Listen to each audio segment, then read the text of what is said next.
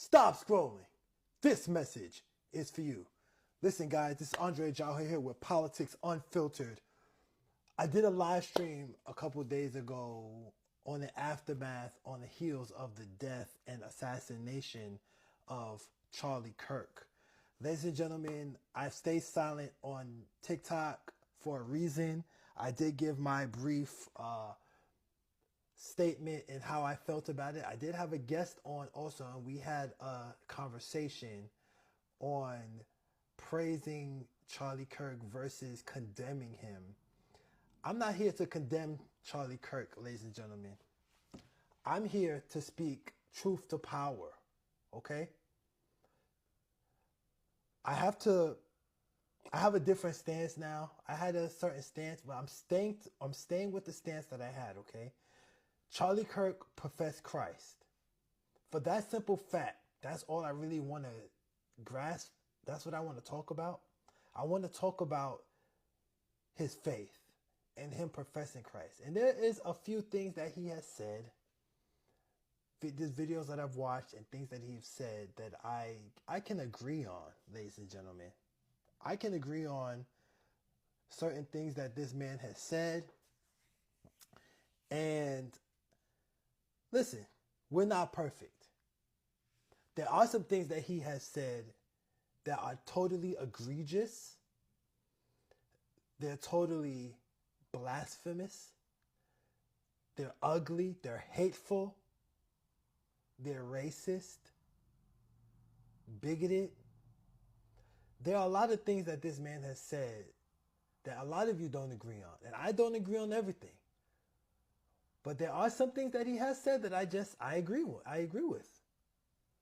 Whether he was faking the funk or not, ladies and gentlemen, this man is no longer with us. And I'm going to stick on that stance. This man is dead. He's no longer here. For the simple fact that he's no longer here, I cannot come on this platform and just solely talk about what he didn't do, what he did wrong, what he said. At this point, who cares? He's gone now. We got to think about his children. His children are small. His children are not racist. They're little. They're babies. I don't know where his wife stands on the things that he had to say. But when it comes to his children, ladies and gentlemen, that's who I'm thinking about right now. His children are fatherless now because someone decided that they didn't like what he had to say. I'm not going to sit here and downgrade this man and keep going on and on and on about things that he said. It doesn't matter now. He's gone. We need to focus on his children. Now, the thing that I will talk about on the aftermath of Charlie Kirk's death, ladies and gentlemen, what I will talk to you about is this. We have people like Breonna Taylor. That woman was killed. And I'm bringing her up because that woman was killed in cold blood. And there wasn't a lot of outrage coming from the right. When I use the words the right and the left, ladies and gentlemen, I have to give you a little education. The left are the Democrats and the right are the Republicans. So when you hear those words in the news, that's what that means, okay? There's a lot of selective outrage due to this Charlie Kirk murder, assassination, if you will. There's a lot of selective outrage. People are upset about that, but they're not upset about Breonna Taylor. George Floyd. They're not upset. They're not that upset about that. Of course, the black community is upset about it. But the right, the Republicans, they're not upset about those other deaths. Not as much as they're upset about this. Charlie Kirk was a man. I knew about Charlie Kirk. I knew of him. I knew that he said some terrible things, but I didn't really follow him. But after his death, I started going on his page and watching a whole bunch of content, just consuming as much as I could of him. And there's certain things that he said that I could agree upon. How to treat a woman, how to live the Christian walk. Whether he was faking it or not, what I do know is now that there is a revival that is taking place. There's a revival that is taking place in states all over the United States because of his death. People giving their lives to Christ because of this death. So I'm not going to sit here and just go on and on about the racist things that he said.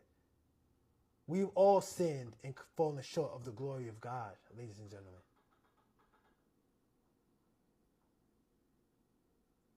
Consider this, ladies and gentlemen. Consider if you were, I need you to consider if you were judged on Judgment Day for your worst offense. The worst thing that you ever did. Just think about the worst thing you ever did. And God judged you on that and said, this is what's going to get you into heaven or hell. Even if you did repent from it and you didn't do it again. Ladies and gentlemen, we don't have a heaven or hell to put Charlie Kirk in. Okay? We do not have a heaven. Let me say that again. We do not have a heaven or hell to put Charlie Kirk in. If God judged you on your greatest offense, just think about that. From what I know about Charlie Kirk, from the videos I've seen, that man was a child of God. He honored God. He loved God. He represented God. Even if he had some crazy tactics, even if he didn't show it in maybe the way that we would have wanted him to. That's his relationship with God. I'm not his judge. God is his judge. And God will judge him. Just like he'll judge you and me. So let us just pray for the family of Charlie Kirk. And let us stop. See, the thing that's also pissing me off, the right, they're trying to blame the left. The Republicans want to blame the Democrats. They want to blame black folk. They're saying, oh, there was someone that said they wish that it was a person from another country that was the killer. They would have loved if it was a black man or a Hispanic man, an illegal immigrant, anybody else but a white man that had assassinated Charlie Kirk. They would have loved that. But the fact that it's their own person that did the crime, they don't want to admit that, hey, yes, this is one of our own people. They're trying to blame us. Sending bomb threats to historical black colleges. It's foolishness. We're in the end times, ladies and gentlemen. They've been saying that forever. Jesus is coming. He sure is. We are in the end times, and we got to stop playing. Let's keep that family, the family of Charlie Kirk, in our prayers, ladies and gentlemen. I will have more on this story as it develops. I don't want to say too much until I have all the facts and all the details. But I just had to come on and say this. So, ladies and gentlemen, pray for his family. Because if it was you, you would want somebody praying for you. That's all I got, guys. This is Andre Jaho with the Undisputed Network's Politics Unfiltered, right here on Black News Undisputed.